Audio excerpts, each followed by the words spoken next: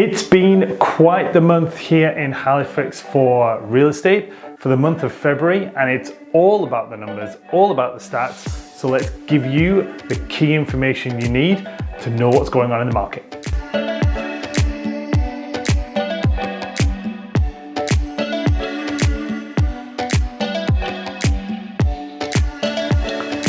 Hey everyone, Richard Payne here from Halifax Homes and Lifestyles, and if you are new to the channel, definitely hit the bell, definitely hit subscribe so that you can see all of the new content that's coming up. But we want to make sure that you're informed all about the Halifax market, whether you're moving here, whether you're currently up for sale, whether you're living here and just looking to move into maybe your first apartment, your first house, whatever it may be, we want to give you the information. So in February, how did the market perform? Well, we hit an average sale price of just over $594,000. So a little bit under 600, and it's kind of been that way, like hovering around that $585,000 to $600,000 number. It's been like that now since probably, feels like about summer last year.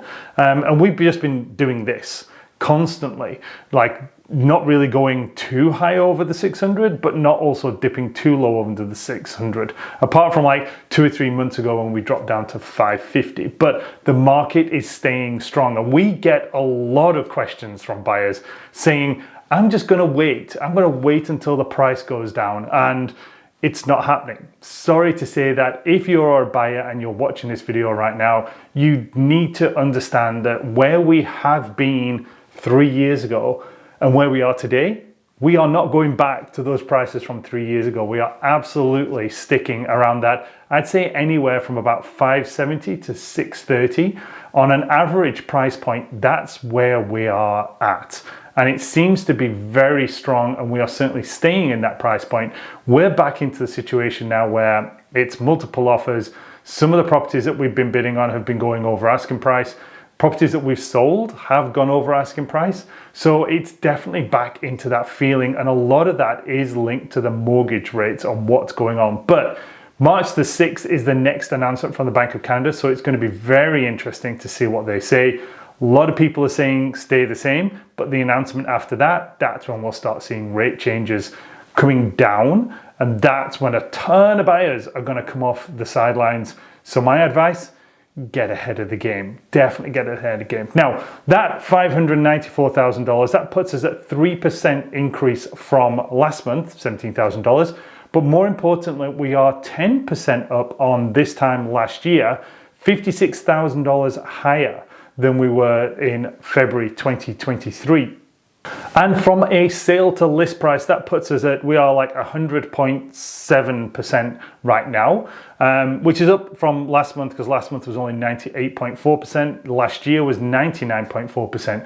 So from 100.7%, and we're selling at $594, we're listing at $589. So we are really close list price to sale price, and that seems to be where we're kind of sticking at the moment, with not a huge amount of swings underneath or over asking price. Now, definitely the change is, if it's a property that's been on the market longer, chances are you're going to see some price reductions going on, and you're probably going to see underneath asking price because property's been on the market longer.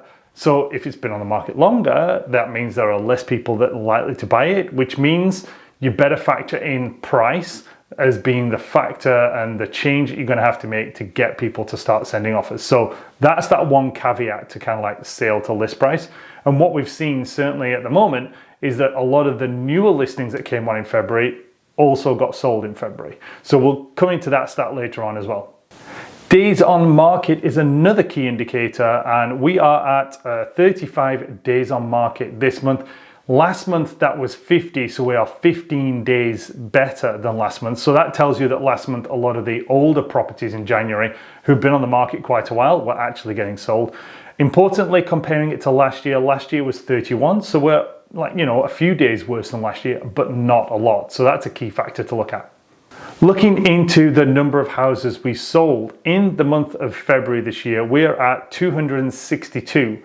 Last month, that was only 197. So we're up a good third in terms of percentage on last month.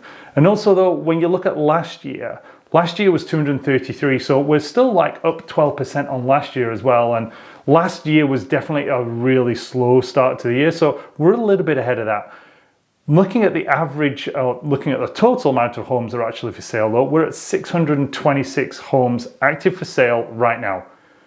Odd thing is that was the same number at the end of January, which I think is just a statistical blip because I can't explain how we're exactly the same number. But we're at 626, so no change from last month.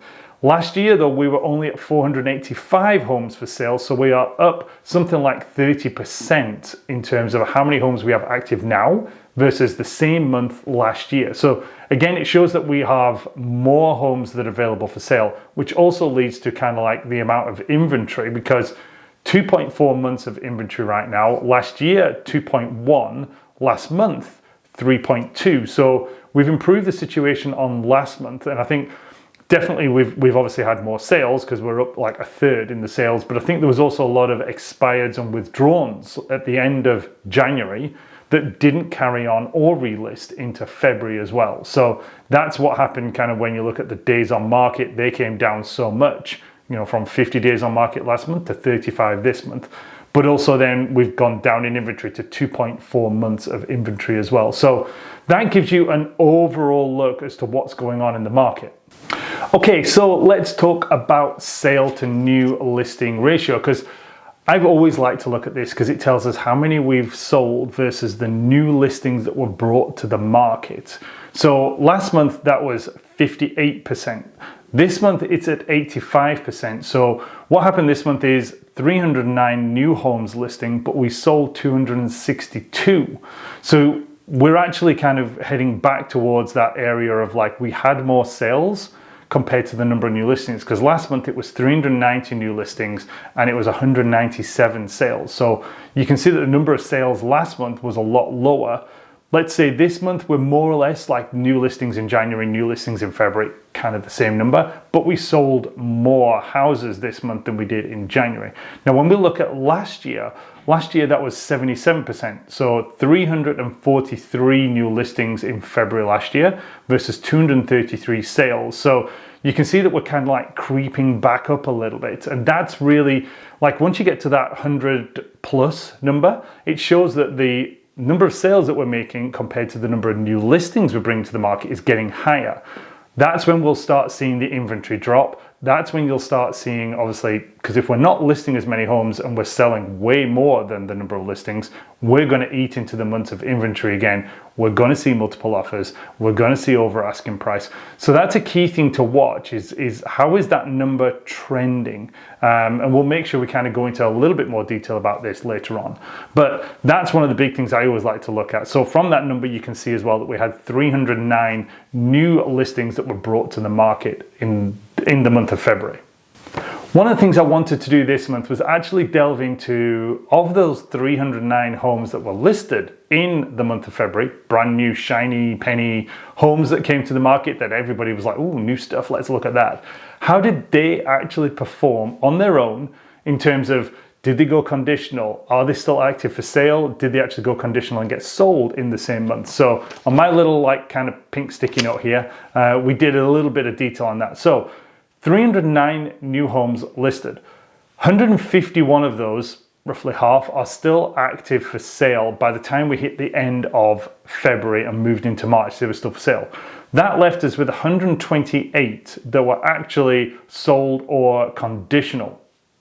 Breaking that down a little further, that was 57 that were sold and therefore 71 that were actually still conditional by the time we did the stats at the end of February, because they were still, maybe they were still going through financing, inspection, water quality, quantity, all those sort of things. Given that nearly half of them, 41% of those houses were sold or conditional by the time we hit the end of the month, that gives you a clue when you look at like how active the market is. People are looking for the new properties that are coming onto the market because they've already looked at the stuff that's there and maybe they didn't like them, or they weren't in a good enough condition or price or location. Something went on with those. So, when you look at the number of ones that were actually sold, they contributed to that $594,000 average selling price. But of the ones that were conditional, I wanted to see what was the sale price what was the list price that they were listed for, so we can get an idea as to like, okay, what are these new properties going for in terms of percentage, either over or under asking price. We won't know with the houses that actually were conditional because we don't know their actual sale price, but the list price of those was right in that kind of like sweet spot that we're finding a lot of buyers right now, which is the $543,000 was the average list price. So that's that sweet spot between kind of like 500 and 575, 550 seems to be that midpoint where like there is a ton of competition going on. So that was the average list price that they all went conditional under.